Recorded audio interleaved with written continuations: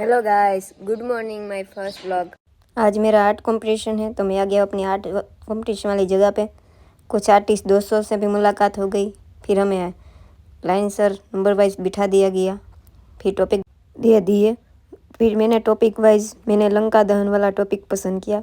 फिर उसमें पेंटिंग बनाना स्टार्ट कर दिया। आप देख ही सकते हो मैं पेंटिंग बना रहा हूँ बजरंगबली की। बड़ा मज़ा आ रहा है पेंटिंग बनाने में। एंजॉय भी कर रहा हूँ।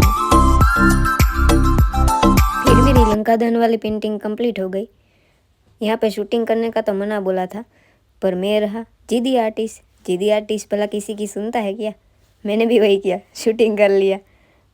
फिर मैंने बजरंगबली की पेंटिंग सबमिट करवा दी। यहाँ पे जजेस पेंटिंग का अलग अलग विभाग में पार्ट में पढ़ रहे हैं और हमारी पेंटिंग भी वहाँ पे नंबर में दिख रही है। फाइनली आर्ट कंपटीशन ख़त्म हो गया, तो मिलते हैं बाद में। फाइनली दोस्तों मैं आ गया हूँ घर पे।